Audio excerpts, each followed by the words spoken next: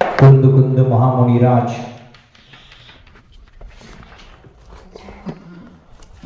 अपनी वरदहस्त लेखनी से निज शुद्ध आत्मा को प्राप्त करने का उपाय बता रहे हैं। समयसार ग्रंथराज आचार्य भगवान कुंद कुंद के मुखार विंद से निकला हुआ मधुर संगीत है। उस संगीत की स्वर लहरियां हमें आत्मानंद दिलाती है। आचार्य भगवान जब जब चर्चा करते हैं आत्मा की, तब तब मन में सवाल उत्पन्न होता है कि आत्मा कहां पर है, देखने में कैसे आएगी, क्या आत्मा को आंखों के द्वारा देखा जा सकता है? जवाब है नहीं। आत्मा को छूने पर भी अनुभव नहीं हो सकता। आत्मा चखने में भी नहीं आती, क्योंकि आत्मा रसना इंद्रिय का विषय नहीं है। आत्मा सुनने में भी नहीं आती, क्योंकि सुनने में शब्द आते हैं और आत्मा तो अशब्द स्वरूपी है। शब्द तो पुद्गल का स्वभाव है। शब्द आत्मा नहीं और आत्मा शब्दमय नहीं, इसलिए आत्मा सुनने में भी नहीं आता। फिर किसके द्वारा ग्रहण में आता है आत्मा? हमारी समझ में नहीं आता। तो आचार्य भगवान इसका समाधान देते हैं कि आत्मा को समझने के पहले हमें पुद्गल का स्वरूप भी समझना आवश्यक है। आचार्य महाराज जी ने कहा है पूर्व गाथाओं में, स्पर्श रस गंध वर्ण शब्द मेरा स्वरूप नहीं है। आत्मा अतीन्द्रिय आनंद का अनुभव करता है, इंद्रियां आत्मा का स्वभाव नहीं है।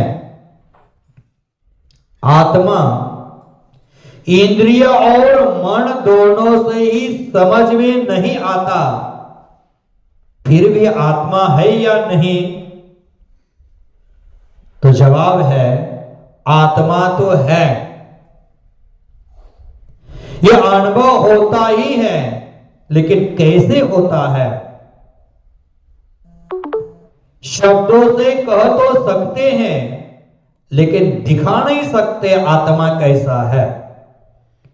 उस सत्य को आंखों से देखा नहीं जा सकता, मात्र आस्था की आंखों से, श्रद्धा की आंखों से निजात्मा का अनुभव किया जा सकता है। वह आंखों से दिखने वाली वस्तु नहीं है। इसलिए आचार्य महाराज जी ने कहा है कि हमें उस आत्मा का अनुभव करने के लिए आत्म तत्व पर विश्वास होना चाहिए। जब आत्म तत्व है ऐसा विश्वास हो जाता है और मैं सुख को प्राप्त कर सकता हूं, मैं अजर अमर बन सकता हूं, तो फिर क्या चाहिए? इस शंका का समाधान करते हुए आचार्य महाराज कहते हैं, उन्हें उच्च निश्चितात्मा को प्राप्त करने के लिए सर्वप्रथम जो इंद्रिय के विषय हैं, उन विषयों में हमारी आत्मा दौड़ रही है, उन इंद्रियों को पहले संयमित बनाना आवश्यक है। जब मनुष्य इंद्रियों को संयमित कर लेता है, तभी जाकर निशुद्धात्मा का अनुभव कर सकता है। अब इंद्रियों को संयमित करने का अर्थ क्या है? तो आचार्य कहते हैं कि इंद्रियों को संयमित करने का अर्थ यह नहीं कि इन बाहरी आंखों को हम बंद कर दे, नाक को सिकुड़ ले, मुख को बंद कर ले, कान में उंगली फंसा ले, क्योंकि इंद्रियों के विषयों को हम प्राप्त न हो सके, ऐसा करने से तो आत्मा संयमित, इंद्रियों को संयमित करने का सुझाव नहीं देगी। उन इच्छाओं को नियंत्रित करने के लिए कान में उंगली आदि डालने की आवश्यकता नहीं है, इंद्रियों को संयमित करने की आवश्यकता है। और इसी का नाम साधना है। इस साधना के बिना आज तक कोई भी व्यक्ति आत्म तत्व को नहीं पा सका है, ना भविष्य में पाएगा।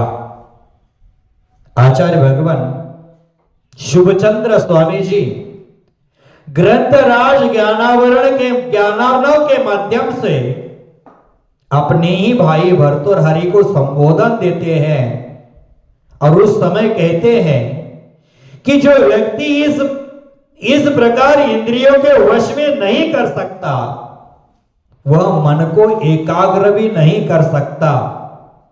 मात्र आत्म ध्यान की बात करने से अथवा मात्र आत्म ध्यान की बात कहने से, मुझे आत्मा झलक रहा है ऐसा बोलने से, वह व्यक्ति एक प्रकार अपने आप के द्वारा अपने आप को ठगता है। बिना संयम के आत्मानुभूति का प्रयास करना वैसे ही असंभव है जैसे कोई पहाड़ को तोड़ने के लिए अपने सिर का प्रयोग कर रहा हो। संयम के बिना आत्मानुभव की कल्पना करना माने बांझड़ी स्त्री के पुत्र को खिलाने के लिए कछुए के पीठ के बाल निकालकर आकाश के पुष्प उस बाल में पिरो करके खरगोश के सिंग में पहना करके बच्चों को खिलाने जैसा हो जाएगा। और वह बच्चा बड़ा भी हो गया, और ऐसे बांझड़ी स्त्री का बच्चा बड़ा हो गया, उसकी शादी में जाकर 56 भोग खाने जैसी कल्पना हो जाएगी। यह संभव है।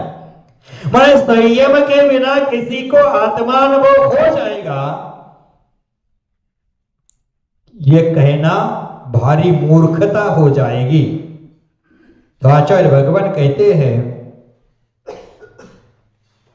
अगर कोई अपने मस्तिष्क से सिर से पर्वत को तोड़ने का प्रयास करेगा, तो आप बताओ पर्वत टूटेगा कि सिर टूटेगा? सिर ही टूटेगा ना। उसी प्रकार ध्यान रखना, जो व्यक्ति मात्र बाह्य साधना करके ऊपरी साधना करके आत्म ध्यान करने का बहाना करता है, तो समझ लेना वह अपने आप को धोखा दे रहा है। आचार्य भगवान कहते हैं, आत्म साधना के लिए इंद्रियों को संयमित बनाओ। इसके उपरांत आचार्य कहते हैं, जब हम इंद्रियों को संयमित बना लेते हैं, तभी जाकर एकाग्रत्वेन चेतसः, तब जाकर चित्त को भी एकाग्र कर सकते हैं। पहले इंद्रियों को संयमित करो, चित्त को एकाग्र करो, क्योंकि जब तक इंद्रियों के विषय को ग्रहण करने की लालसा घटेगी नहीं, ख्याति लाभ पूजा के भाव छूटेंगे नहीं, तब तक मन अन्यत्र बाहर इधर उधर दौड़ता ही रहेगा। मन बाहर कहीं भी जा रहा हो और अंदर आत्म ध्यान की बात चल रही हो, ये तीन काल में संभव नहीं है। लोग आते हैं हमारे पास और कहते हैं कि महाराज जी ऐसा कोई मंत्र दे देना, ऐसा कोई साधन बता देना, ऐसा कोई काम बता देना जिस काम से हमारा मन है जो स्थिर हो सके। तो बंधुओं, मन को स्थिर करना है तो सबसे पहले यह बताओ कि आपका मन जाता कहां है, कहां दूर दूर भटकता रहता है। आप जहां जाना नहीं चाहते वहां मन हमारा पहुंचता है। जो प्रत्यक्ष में हम कार्य कर नहीं सकते वो मन के द्वारा हम सहजता से कर सकते हैं। हम जहां नहीं जाना चाहते वहां मन भटकता है, अथवा हम जहां जा नहीं सकते वहां तक मन पहुंचता है। ऐसा क्यों होता है, क्यों भटकता रहता है? तो इसका जवाब आप दे नहीं सकते। आश्चर्य होता है कि सुनकर के कि आपका मन है और आपका मन कहां जाता है, क्यों जाता है, क्यों भटकता है, इसके बारे में आप ही नहीं कह सकते। कितनी विचित्रता है। आप जैसे वैद्य के पास जाते हैं और वैद्य हमें पूछता है कि क्या हो गया, तो हम बोलते हैं सिर दर्द हो रहा है, बुखार आ गया है। तो वैद्य कहता है क्या खाया है, खाया हुआ पचता है क्या, यूरिन का कलर कैसा है, शौच साफ होता है क्या, बहुत कुछ सवाल करता है। कुछ खाया है क्या, तो बोलता है ऐसा कुछ खाया नहीं है। तो वैद्य बोलता है कुछ ना तो कुछ कारण होना, बिना कारण के कोई भी कार्य होता नहीं है। इसी प्रकार आपका मन जो कहीं भी जा रहा है वह क्यों जा रहा है, उसका भी कोई कारण है। उस कारण को हमें समझना है और वह कारण है कि आज तक मैंने निजात्मा का स्वरूप क्या है यह समझा ही नहीं है। स्पर्श रस गंध वर्ण शब्द इंद्रिया के विषय, शरीर का आकार, गति, मार्गणा स्थान, गुणस्थान, संयम लब्धि स्थान, अज्जवसान स्थान, गुणस्थान, यह मेरा स्वरूप नहीं है, लेकिन अज्ञान वशात मैंने उसको मेरा स्वरूप माना है और उसी कारण से मैं मेरे स्वरूप से, मेरे आत्मानंद से वंचित रह चुका हूं। आचार्य महाराज यही कहते हैं इस काव्य के माध्यम से, इस समयसार ग्रंथराज के माध्यम से, कि आत्मा जो है वह एक शुद्ध जीव द्रव्य है और पुद्गल द्रव्य है और पुद्गल द्रव्य का स्वभाव स्पर्श रस गंध वर्ण है, ये मेरा नहीं है। इस तीन लोक में वर्ग वर्गणा का समूह है, स्पर्धक है, वह मेरा स्वरूप नहीं है, लेकिन अज्ञान वशात मैंने उसको अपना माना है। तो आचार्य महाराज ने कल की चर्चा में, पूर्व चर्चा में कहा था कि सिद्धांत आदि ग्रंथों में वर्णादि को जीव का व्यवहार से कहा है और यह प्राभृत ग्रंथ है। इस ग्रंथ राज में निश्चय से उसका निषेध किया गया है। सिद्धांत आदि ग्रंथों में अशुद्ध पर्यायार्थिक नए से अभ्यंतर में रागादि भाव और बहिरंग में शरीर आदि वर्ण जीव के कहे गए हैं, लेकिन निश्चय से ये जीव के नहीं है। आज आगे की चर्चा करते 61 नंबर की गाथा देख लेते उत्थानिका। क्या कहते हैं उसमें?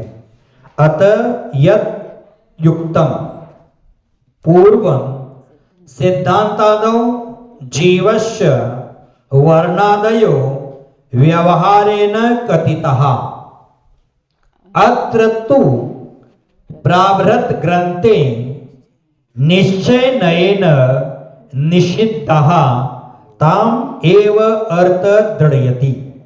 पूर्व गाथा में कहा है कि सिद्धांत आदि ग्रंथों में अशुद्ध पर्यायार्थिक नय से राग द्वेष अंतरंग में और बहिरंग में शरीर आदि वर्णादि है, वो जीव का स्वभाव है ऐसा कहा है, लेकिन निश्चय से वो नहीं है।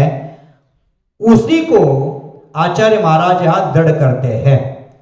सिद्धांतादो जीवस्य वर्णादयो व्यवहारेण कथिता, अन्य ग्रंथों में व्यवहार से वर्णादि जीव का है ऐसा कहा है, परंतु अत्र तो प्राभृत ग्रंथे, प्राभृत ग्रंथ नहीं, ये चल रहा ग्रंथ, चल रहे विषय में, इस विषय में प्राभृत ग्रंथे माने ये चल रहे विषय में अथवा समय सार जो आध्यात्मिक ग्रंथ है उस विषय में निश्चय से उसका निषेध किया गया है, वो जीव का स्वरूप नहीं ऐसा कहा गया है, यह ठीक ही है। और उसी को दृढ़ करने के लिए आचार्य महाराज आगे की चर्चा करने जा रहे हैं। उच्चारण करते गाथा का, व्यवहारेण व्यवहारेण व्यवहारेण दु दु एदे एदे जीवस्त जीवस्त जीवस्य नहीं जीवस्त जीवस्त भवति भवन्ति भवन्ति वन्नमादीया वन्नमादीया व्यवहारेण दो एदे जीवस्त भवन्ति वन्नमादीया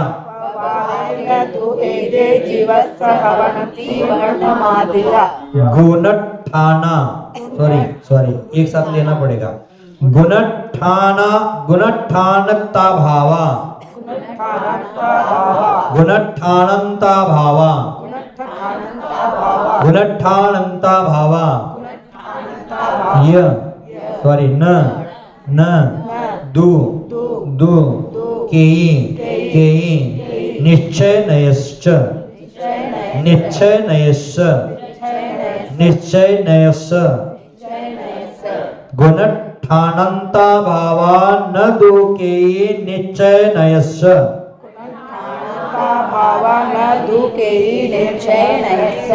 व्यवहारेण द्वैदे जीवस्तवन्ति वन्नमादीया गुणठानंता भावा न दुके निश्चय नयश्च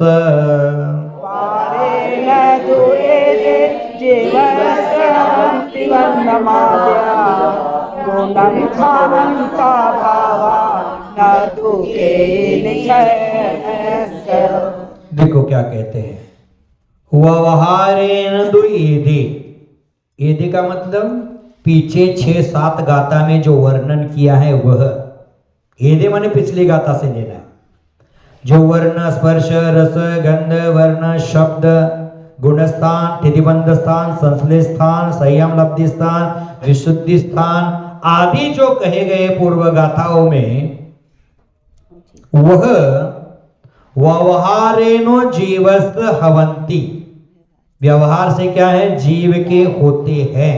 क्या होते हैं जीव के? वन्नमादिया गुणठाना अंत भावा, माने वर्णादि से लेकर गुणस्थान के अंत तक जो पूर्व गाथा में कहा है, यह व्यवहार से जीव के होते हैं, परंतु न तो की निश्चय नहीं, परंतु वर्णादि से लेकर गुणस्थान तक जो भी भाव कहे हैं वो निश्चय नय से जीव का कोई भी नहीं है। समझ गए? टीका करते हैं, व्यवहार नयत्व एते जीवस्य भवन्ति वर्णादि गुणस्थाना अंता भावा पर्यायः न तो के अपि निश्चय नयन इति। मैंने क्या कहा कि आचार्य भगवान यहाँ कह रहे हैं कि यद्यपि वर्णादि को लेकर गुणस्थान पर्यंत जो भाव पीछे गाथा में कहे हैं वह निश्चय से जीव के नहीं है, लेकिन व्यवहार से यह सब भाव जीव के ही है। इस प्रकार निश्चय और व्यवहार का समर्थन करने के लिए आचार्य महाराज जी ने यह गाथा कहिए। एवं निश्चय व्यवहार समर्थन रूपेण गाथा कथा, निश्चय व्यवहार का कथन करने के लिए यह गाथा समाप्त हो गई। ज्यादा नहीं कहा, पुनः वही बात कही जो पूर्व गाथा में कही थी, उसका दृढ़ीकरण कहा कि हम 6 गाथा देख रहे थे, लगभग 4-5 दिन देख रहे होंगे, उसमें हमारे मन की चंचलता हुई होगी और हम पूर्व का कथन भूल गए होंगे। इसलिए आचार्य महाराज ने पूर्व कथन का समर्थन करने के लिए, आपको दृढ़ करने के लिए कहा कि व्यवहार से यह बहिरंग में रागादि जीव का स्वरूप है, अंतरंग में रागादि जीव का स्वरूप है, बहिरंग में वर्णादि जीव का स्वरूप व्यवहार से है, लेकिन निश्चय से नहीं है। ऐसा कहने से शिष्य के मन में पुनः संदेह उत्पन्न होता है। तो कहते अतः कस्मात् जीवस्य निश्चयेन वर्णादयो न सन्ति इति पृष्ठे प्रत्युत्तरम ददाति। किस प्रकार से वर्णादि निश्चय से जीव का स्वरूप नहीं है, ऐसा शिष्य ने सवाल किया है। तो उसका समाधान देने के लिए आचार्य महाराज पुनः एक गाथा सूत्र कहने वाले हैं। उसका गाथा सूत्र का उच्चारण करते। 61 नंबर की गाथा आपने देख ली, ज्यादा अर्थ तो नहीं था, समझ में आया होगा कि ज्ञानी लोगों का इशारा भी काफी होता है। आगे देखते। एदेहि एदेहि य एदेहि य संबंधो संबंधो जहेव जहेव क्षीरोदयम क्षीरोदयम क्षीरोदयम मुने दव्वो मुने दव्वो एदेहि ये संबंधो जहेव क्षीरोदयम मुने दव्वो संबंधो जय क्षीरोदयम मुने दव्वो। हड़बड़ी मत कर देना, धीरे धीरे से बोलना। नहीं, हमें आता है बहुत, ये दिखाने के लिए हड़बड़ी करोगे तो उच्चारण में गलत हो जाता है। एदेहि य संबंधो जहेव क्षीरोदयम मुने दव्वो। एदेहि य संबंधो जहेव क्षीरोदयम मुने दव्वो। न य कुंती कुंती तस्व तस्व तानी तानी दु दु उओग गुणाधिगो उओग गुणाधिगो जम्मा जम्मा उओग गुणाधिगो जम्मा न य उन्दी तस्ततानीदु उओग गुणाधिगो जम्मा।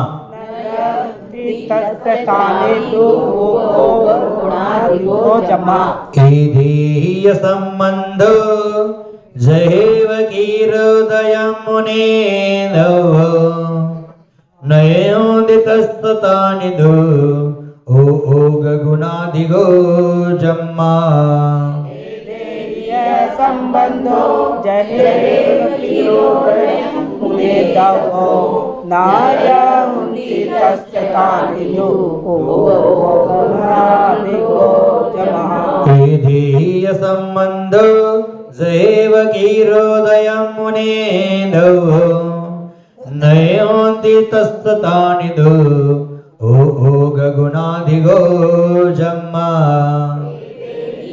संबंधो जहेव क्षीरोदयम मुने दव्वो नाया उन्दी तस्ततानीदु उओग गुणाधिगो जम्मा।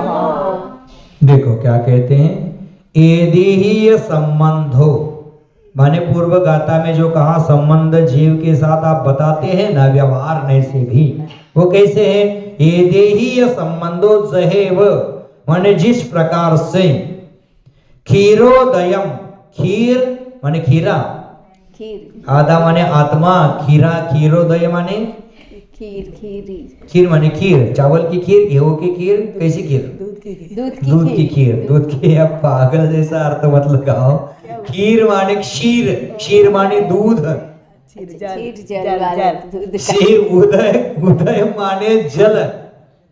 दूध और जल का जैसे मिलाप होता है, एक क्षेत्रावगा ही होते हैं, दोनों का संयोग होता है, संश्लेष संबंध होता है।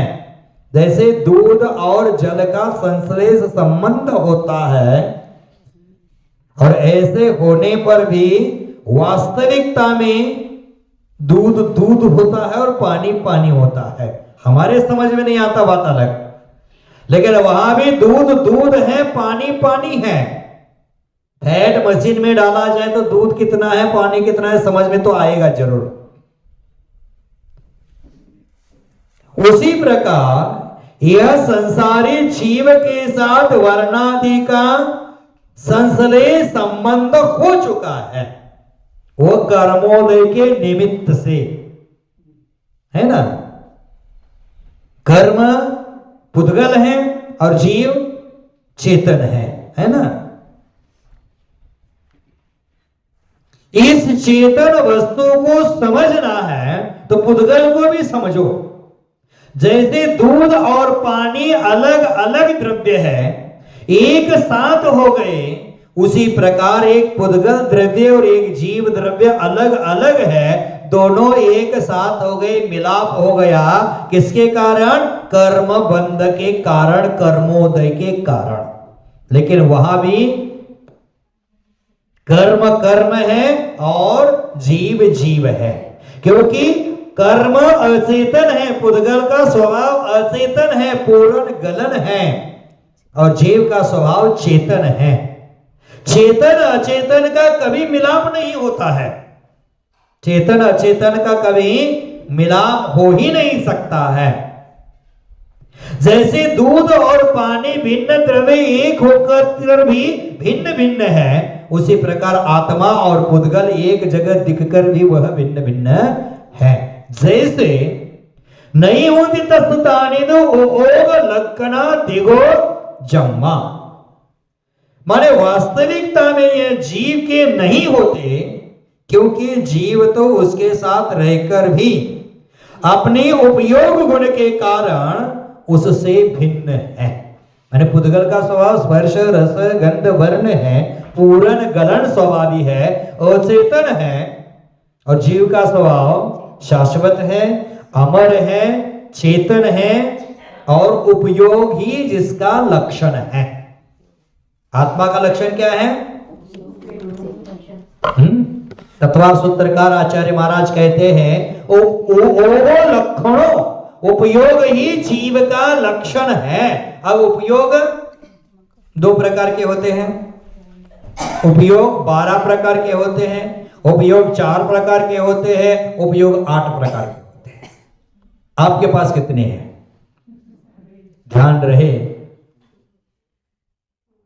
बदलने वाले उपयोग का उपयोग उपयोग स्वरूपी आत्मा में लगाया तो वह उपयोग, नहीं तो दुरुपयोग। हम अपने उपयोग स्वरूपी आत्मा का उपयोग माने प्रयोग अपनी आत्मा में लगाने के लिए करें तो यह मनुष्य पर्याय का, इस जीवन का उपयोग है, नहीं तो दुरुपयोग है। उपयोग कितने हैं? पहले 2 करते हैं, दर्शन उपयोग, ज्ञान उपयोग। माने आत्मा का स्वभाव क्या है? दर्शन और ज्ञान। यह दर्शन उपयोग ज्ञान उपयोग आत्मा का स्वभाव है। अब दर्शन उपयोग के 4 भेद है, चक्षु दर्शन उपयोग, अचक्षु दर्शन उपयोग, अवधि दर्शन उपयोग, केवल दर्शन उपयोग।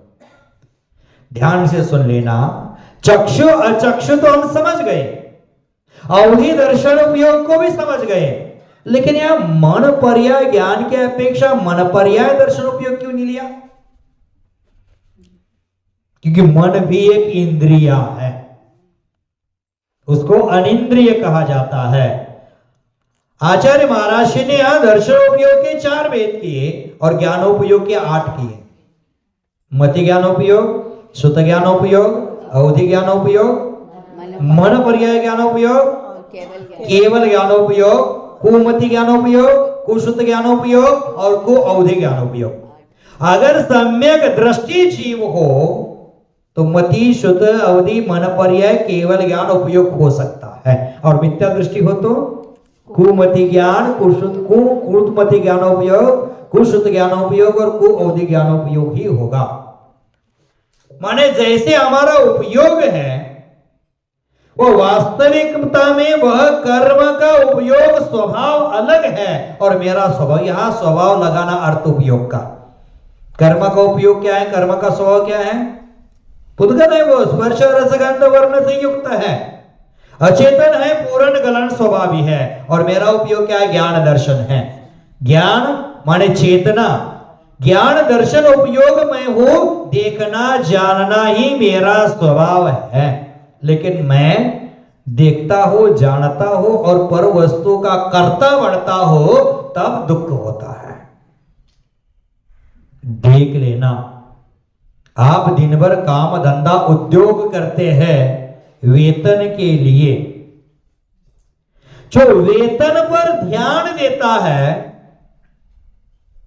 वह चेतन पर ध्यान नहीं दे सकता। जिसका वेतन पर ध्यान है वो वतन पर ध्यान नहीं दे सकता, और जिसका चेतन पर ध्यान है वो इस तन पर ध्यान नहीं दे सकता। हमारा ध्यान इस तन पर जा रहा है, इसका मतलब हमारा ध्यान चेतन में नहीं है, उपयोग स्वरूपी आत्मा में नहीं है।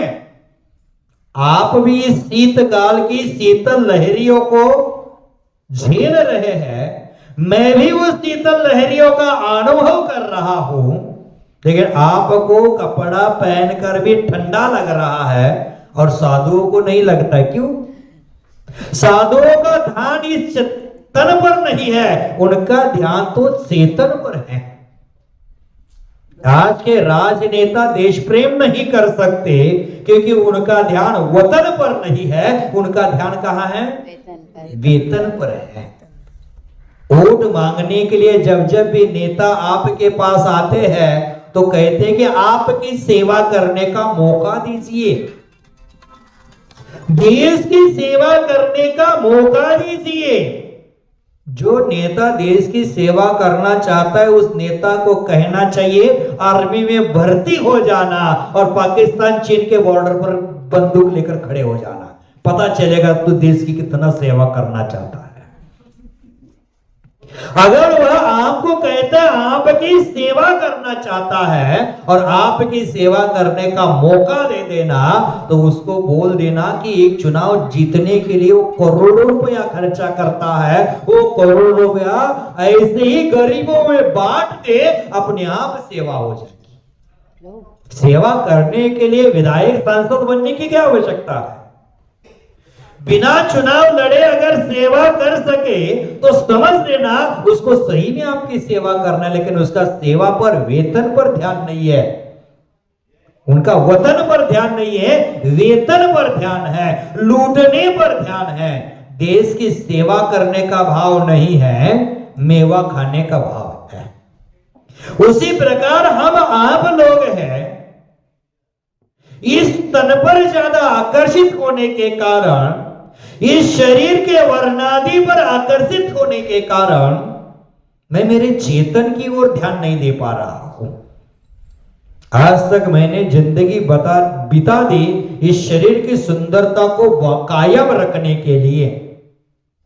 आज महिलाओं में पागलपन है, फिटनेस रखने के लिए क्या बोलते हैं उसको, जीरो फिगर क्या बोलते हैं पता नहीं मुझे, उसको कायम रखने के लिए सही ढंग से खाना भी नहीं खाती है कि कहीं पेट ना बढ़ जाए, शरीर आड़ा टेढ़ा ना हो जाए। ये कौन सा तरीका है? शरीर की सुरक्षा के लिए आदमी खाना तक छोड़ देता है। शरीर पर ध्यान है, शरीर को सजाने में समय देते हैं, लेकिन आत्मा की सुंदरता का अनुभव मैंने आज तक नहीं किया। आत्मा सुंदर है कि नहीं? आचार्य भगवंतों ने पीछे कहा है, सर्व गतिषु सर्व पर्यायेषु सौपतो सुंदरो लोगी। सभी गतियों में, सभी पर्यायों में, नर नारकादि सभी पर्यायों में सबसे सुंदर क्या है? आत्मा है। लेकिन हम किसकी सुंदरता के पीछे हैं? की सुंदरता। चेहरे की सुंदरता। मैं बार बार कहता हूं, चेहरा सुंदर होने से कोई सुंदर नहीं होता, आचरण सुंदर होना चाहिए, तभी जाकर चरण सुंदर होते हैं। चेहरे की सुंदरता में हम आज तक उलझे हुए हैं और चेहरे की सुंदरता को कायम रखने के लिए हम ब्यूटी पार्लर आदि का उपयोग कर लेते हैं। चेहरे की सुंदरता से लाख करोड़ गुना आत्मा की सुंदरता है, उसको हमने आज तक देखा ही नहीं। क्यों नहीं देखा? क्योंकि पर द्रव्य के स्वरूप को अपना माना, और जिनको अपना माना उनसे ही दुख पाया, फिर ही राग क्यों किया, ये समझ नहीं आया, आज तक समझ नहीं पाए। पर द्रव्य का राग आग की तरह हमें जला रहा है, हम जल रहे हैं, फिर भी उसमें ही हाथ डाल रहे हैं। राग की एक चिंगारी हमारे पूरे जीवन को बर्बाद कर रही है। हमने आज तक वास्तविक जीव के स्वरूप को समझा नहीं, जीव के स्वरूप को जाना नहीं, और स्पर्श रस गंध वर्ण बहिरंग में है और अंतरंग में राग द्वेष आदि है, उसको ये अपना स्वरूप मान रहे, लेकिन यह मेरा स्वरूप नहीं है। किसका स्वरूप है? पुद्गल को अपना मानने से, व्यवहार नहीं से, व्यवहार नहीं से तो अपना है, पर्यायर्थिक नहीं से अपना है, और अशुद्ध नहीं से भी अपना है, लेकिन शुद्ध निश्चय नहीं से वह अपना नहीं है। तो उपयोग गुणाधिगो जन्मा, जैसे उपयोग में आत्मा है, आत्मा का स्वरूप क्या है, स्वभाव क्या है? ज्ञान दर्शन आत्मा का स्वभाव है, कभी छूटेगा नहीं। पुद्गल का स्वभाव स्पर्श रस गंध वर्ण है, वो कभी छोड़ेगा नहीं। जैसे अग्नि का स्वभाव शीतलता है, पानी का स्वभाव उष्णता है। मैंने सही में आप सुन रहे हो, सही में आप सुन रहे हो। पानी का स्वभाव शीतलता है, वो कभी छोड़ता नहीं है। अग्नि का स्वभाव उष्णता है, वो कभी छोड़ता नहीं है। उसी प्रकार आत्मा का स्वभाव, आत्मा का उपयोग ज्ञान दर्शनमय है, वो उसका स्वभाव कभी छोड़ता नहीं है, लेकिन वो विभाव रूप में परिणत होता है पर द्रव्य को अपना मानने से। आप लोग यहां ठंडी लगती है इसलिए स्वेटर पहन लेते हैं, रूम में हीटर लगाते हैं, और पागल लोग हैं यहां स्वेटर पहनेंगे, हीटर लगाएंगे, आग जला करके चिंगारी जला करके बैठेंगे, और ठंडे के दिनों में कश्मीर भी जाएंगे, गंगटोक भी जाएंगे, और कहेंगे क्या नजारा है, यहां जन्नत का अनुभव आ जाता है, स्वर्ग का सुख मिलता है। वहां जाकर हमेशा के लिए रहो। शौच जाते तो सफाई करने के लिए बर्फ भी पिघला करके ले जाना पड़ता है। यहां का अनुभव छोड़ते, यहां के अनुभव से डरते हैं, और वहां का अनुभव लेते, जो है उसमें संतुष्ट नहीं है, जो नहीं है उसके पीछे पागल है। क्यों पागल हो गए हम? स्वरूप को समझा नहीं, स्वरूप को जाना नहीं, इसलिए पर द्रव्य का आकर्षण रहा, और पर द्रव्य का आकर्षण हमें अरिहंत बनने में, अशरीरी बनने में बाधक बनता है। पर द्रव्य के प्रति आकर्षित नहीं, बाह्य द्रव्य का आकर्षण ही हमें संसार में भ्रमा रहा है, दुख दे रहा है, फिर भी हम उसी के प्रति आकर्षित, उसी के प्रति आकर्षित हो जाते हैं।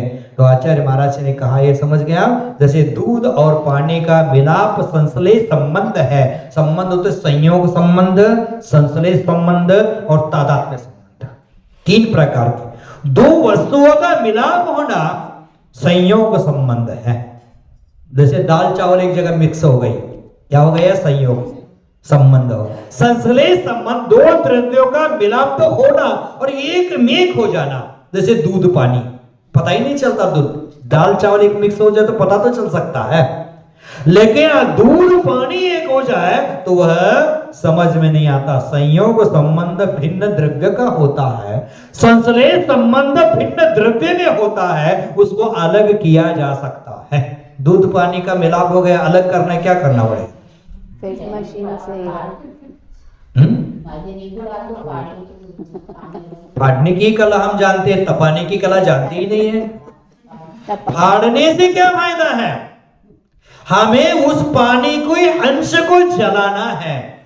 मात्र शब्दों के माध्यम से, शास्त्रों के माध्यम से मैंने जान लिया, समय सार के विद्वान बन गए और आत्मा अलग है, शरीर अलग है, रट लगा दी, पानी अलग कर दिया, फाड़ करके नींबू निचोड़ करके। पानी और दूध अलग तो हो गया, लेकिन फायदा क्या है? फायदा तो तब है उस दूध की में जो जलांश है उसको जलाओगे तभी जाकर रबड़ी मिल जाएगी, मावा मिल जाएगा, पेड़ा मिल जाएगा, छेना मिल जाएगा, रसकदम मिल जाएगा, मलाई मिल जाएगी। उसी प्रकार आत्मा में जो आत्म रूपी द्रव्य में कर्म रूपी पानी मिला हुआ है उसको तप के माध्यम से जला दो तो शुद्ध अनंत ज्ञानादि गुण रूपी रबड़ी मिल जाएगी। हमें वो खानी ही नहीं, हमें फटे दूध का छेना ही खाना पसंद है, पनीर ही खाना पसंद है।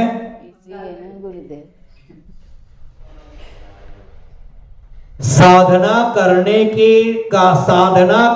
के लिए वही लोग डरते हैं।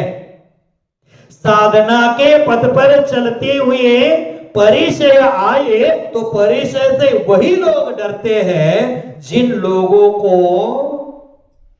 फटे दूध का रसगुल्ला बनाना नहीं आता है।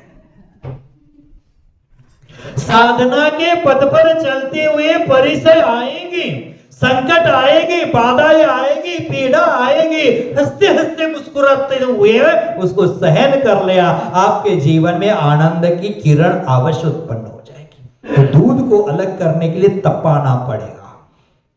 अथवा आपकी बहन ने कहा जिसका जैसी बुद्धि है, जिसका जैसे दिमाग है, जितनी शक्ति है उसी अनुसार फाड़ने का विचार कर दिया, नींबू निचोड़ दिया,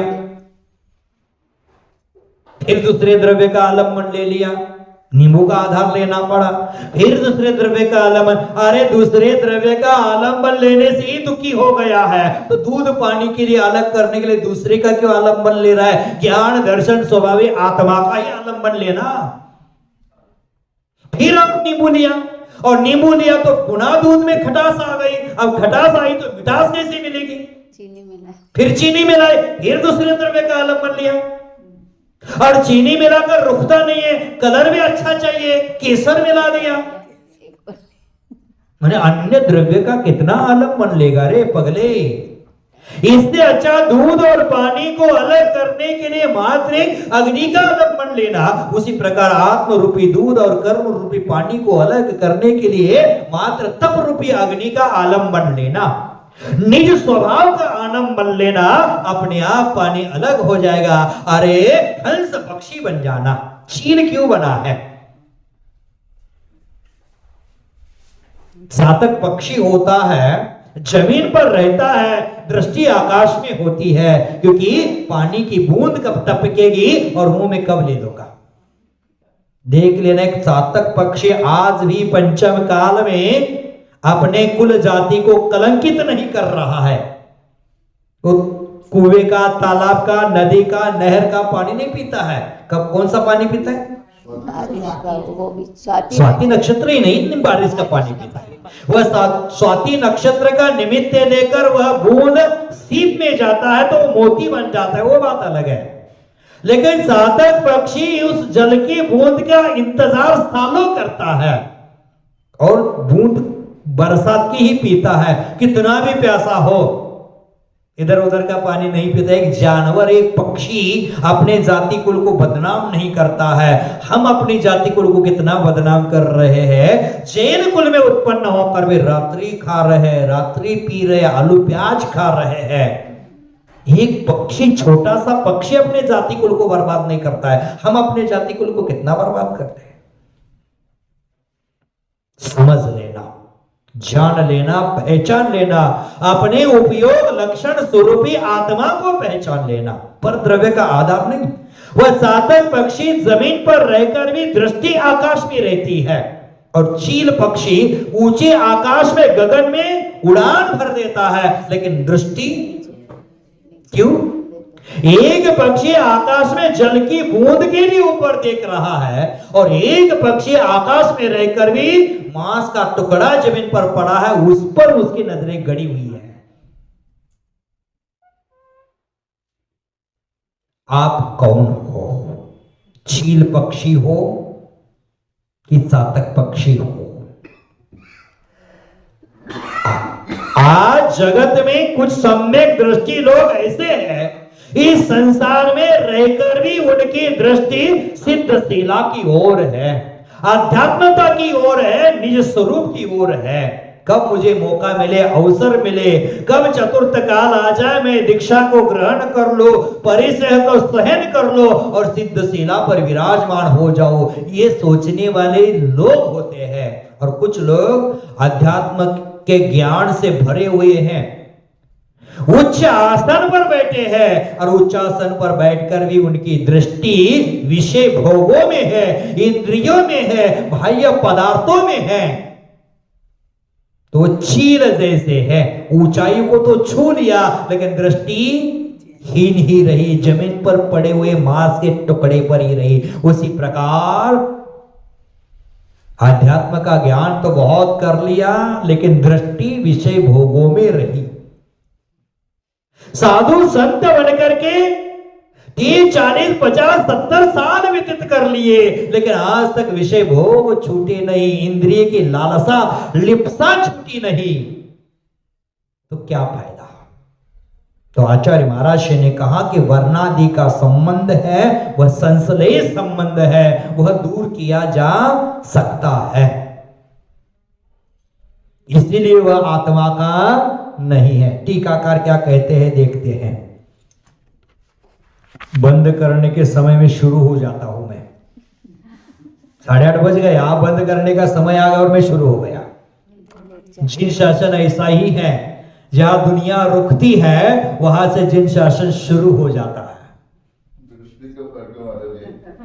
आप लोग ने कहा ना कि हंस जो है उसकी दृष्टि है कि दूध और पानी को अलग करना है, उसकी दूध में लार टपकती है, लेकिन हम और दूध और पानी को अलग ही नहीं करता, इसलिए हमारी लार बाहर टपकती है। वाह, इंद्रिय विषयों में लार टपकती है और लार चाटते चाटते जिंदगी बिता देता है, न जाने लाचार है।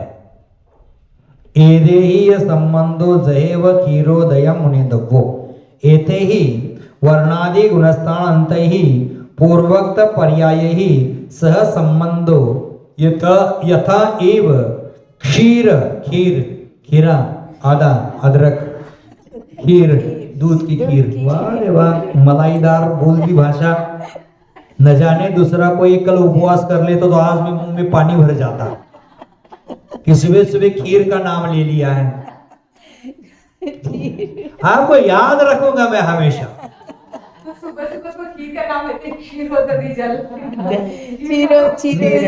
तो क्षीरोदधी जल है, क्षीर उदधी जल है, क्षीर समंदर का जल है, माने वह दूध के समान होता है, उसमें जीव जंतु नहीं होते हैं, इसलिए उसको क्षीरोदधी कहा है। लेकिन यहां क्षीरोदधी हो जाएगा। अगर कोई अभिषेक करती, पुरुष होती अभिषेक करती, तो क्षीरोदधी के पवित्र जल से प्रभु जी का नमन करो, इसका अर्थ इसको पूछा जाता तो क्या बोलती? चावल की खीर से, दूध की खीर से भगवान का नमन करो। वाह रे वाह, आपका नाम तो मैं नहीं जानता, लेकिन आधा माने अदरक को तो जानता हूं। आप मेरे पास 20 साल के बाद आना, मैं आधा अदरक ही। ठीक है, क्या कह रहे थे?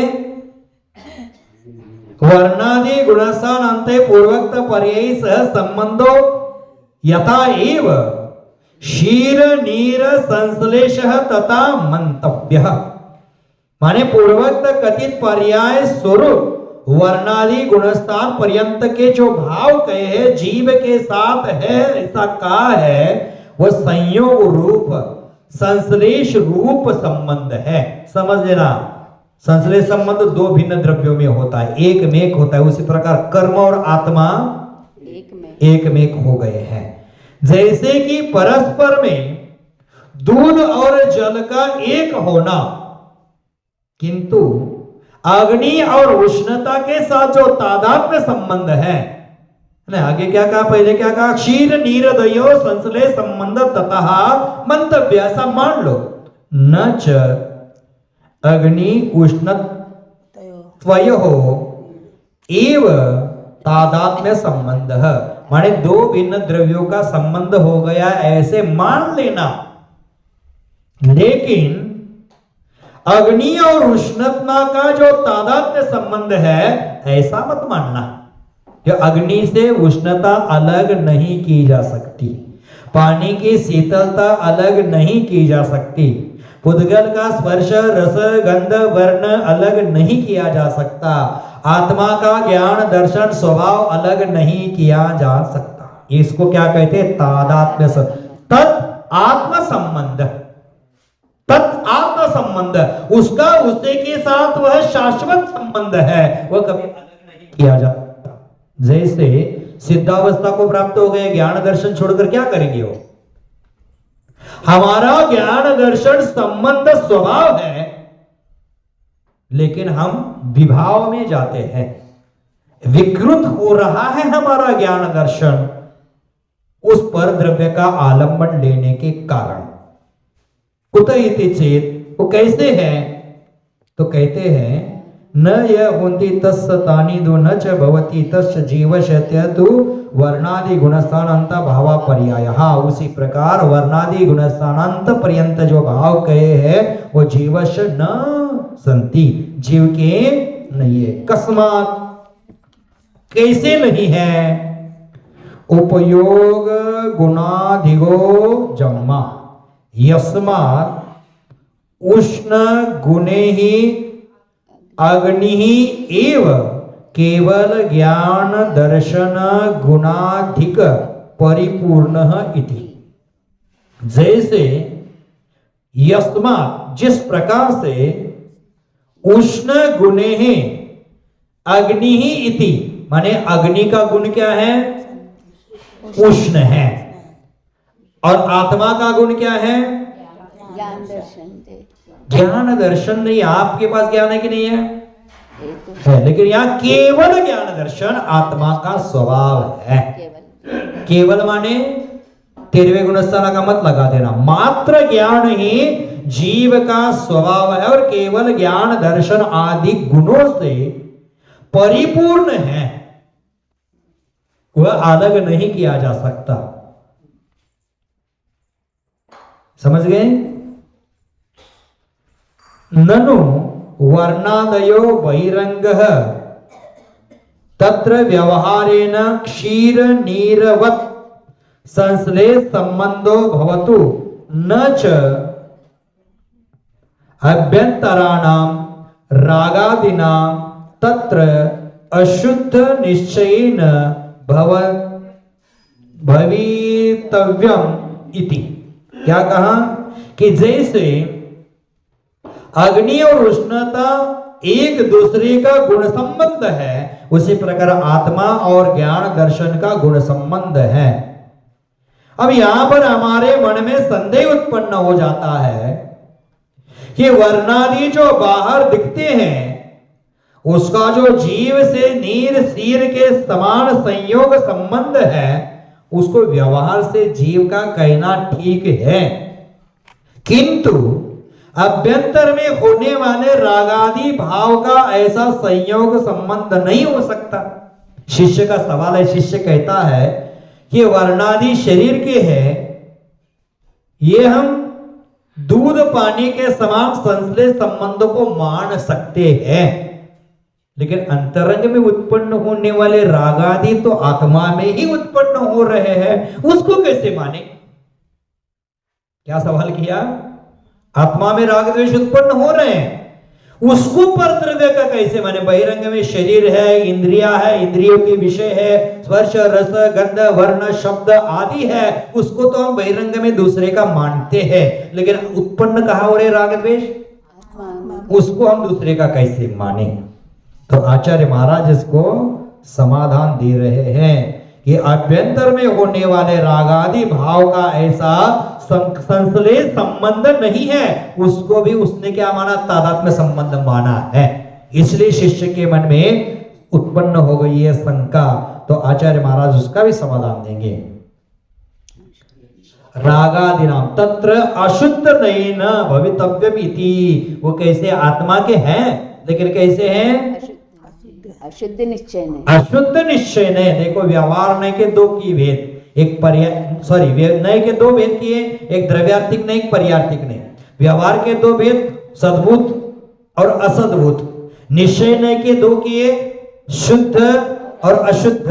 लेकिन यहाँ अशुद्ध निश्चय नहीं है, वह भी व्यवहार नहीं ही होता है। मात्र शुद्ध निश्चय नहीं, शुद्ध निश्चय नहीं है। माने यहाँ अभ्यंतर में उत्पन्न होने वाले रागादि भाव है, वो अशुद्ध निश्चय नए से जीव के है। माने वह भी कैसे है? व्यवहार से ही जीव के कहे गए हैं, ऐसा कहना योग्य है। आचार्य भगवान उसका समाधान देते हैं पुनः ननु। ननु माने नैनो गाड़ी में मत लगा देना। ननु माने ऐसा तेरा कहना उचित नहीं है। ननु का अर्थ क्या होना है? ऐसा तेरा कहना उचित नहीं है। वर्णादय हो बहिरंग अत्र व्यवहार नयन क्षीर नीरवत संश्लेष संबंध बहुत न च अभ्यंतराणाम रागादिनाम तत्र अशुद्ध निश्चय न भवितव्यम इति। अशुद्ध निश्चय कहा गया न एव द्रव्य कर्म बंध अपेक्षया यह असो असद्भूत व्यवहार तद अपेक्षया तारतम्य ज्ञापनार्थम रागादिनाम अशुद्ध निश्चयो बन्यते। क्या कहा कि जैसे द्रव्य कर्म बंध की अपेक्षा अशुद्ध व्यवहार नहीं की असद्भूत व्यवहार नहीं की अपेक्षा दोनों में क्या हो गया है? संबंध हो गया है। तारतम्यता से भेद दिखाने के लिए कहा है। दोनों का संबंध भेद दिखाने के लिए ऐसा कहा गया है, परंतु वास्तव में अशुद्ध निश्चय नय से कहा है, और अशुद्ध निश्चय नय भी वस्तुतः शुद्ध निश्चय नय की अपेक्षा पुनः अशुद्ध निश्चयोपि व्यवहार एव इति भावार्थ। शुद्ध निश्चय नय की अपेक्षा ये भी क्या है? व्यवहार नहीं है। अशुद्ध नय को व्यवहार नहीं कहा है, इसलिए तो मान जाओ। छोटा बच्चा गाना गाता है ना, दादी अम्मा मान जाओ। अब आचार्य महाराज कहते हैं अभी पगले अभी तो मान जाओ। कितना प्यार से समझा रहे, प्यार दुलार करके समझा रहे, उदाहरण देकर समझा रहे। समझ जाओ, अभी नहीं तो कभी नहीं। परिवर्तन का समय है, परिवर्तन करना है, लेकिन बाह्य परिवर्तन पर ध्यान नहीं, अभ्यंतर परिवर्तन पर ध्यान आकर्षित करना है। परिवर्तन ही परमात्मा बनने की पहली सीढ़ी है। हमें परमात्मा तक पहुंचना है तो शुद्ध नहीं क्या है, अशुद्ध नहीं क्या है, समझना जरूरी है। पुनः आचार्य भगवान आगे और समाधान देंगे। अब इतनी भी वो संतुष्ट नहीं हो रहा है शिष्य। कोई शिष्य होता है मात्र इशारे से समझ जाता है, और कोई शिष्य होता है लाख समझाने से समझ नहीं पाता है, क्योंकि अकड़ है। जो समझना चाहता है वो इशारे से भी समझ जाएगा, और जो समझना नहीं चाहता उसके सामने लाख वेद कुरान सिद्धांत पढ़ लेना, वह समझ नहीं पाएगा। आप कौन हो? समझने वाले हैं। कोई व्यक्ति सोया होता है ना, सोए हुए व्यक्ति को जगाना बहुत आसान है, लेकिन जिन्होंने सोने का नाटक किया है उसको जगाना बहुत मुश्किल है, भगवान भी नहीं जगा पाते। आपने नाटक किया है कि सोए हुए हैं? नाटक ही कर रहे हैं। नाटक ही तो किए हैं, इसलिए इतना समझदार के शब्द वचन बाहर निकल रहे हैं, फिर भी कुछ फर्क नहीं पड़ रहा है। मैं सोचता हूं रोज आचार्य महाराज ने इतनी मधुर शब्दावली हमें दी है, उस शब्दावली के माध्यम से आध्यात्म का अमृत रस पिलाने का काम किया है, लेकिन अमृत रस हमें मिट्टी में मिला करके उसकी कीचड़ बना रहे हैं। इसलिए मिट्टी का खिलौना बनाना है और संसार में खिलौना बन जाना है, और उसमें कर्म की चाबी भरना है और फिर गाना है, जितनी चाबी भरी राम नहीं उतना चले खिलौना। राम चाबी नहीं भरता है, जितना कर्म चाबी भरता है उतने जीवन रूपी खिलौने चलने वाले हैं, ध्यान रख लेना। तो आचार्य महाराज जी ने इतनी मधुर शब्दावली कही है, हमें जागृत होना आवश्यक है, पुरुषार्थ करना आवश्यक है, निजात्मा को ध्याना आवश्यक है। जब तक हम निजात्मा को ध्याएंगे नहीं, तब तक हम मूर्ख जैसा ही व्यवहार करते रहेंगे। चेतन पर नहीं, तन पर ही ध्यान हमारा आकर्षित हो जाएगा। हमारा ध्यान चेतन पर नहीं, वेतन पर नहीं, सॉरी, हमारा ध्यान तन पर नहीं, वेतन पर नहीं, हमारा ध्यान चेतन पर होना चाहिए। और चेतन पर ध्यान देने से चमत्कार हो जाएगा। हम बहिरंग के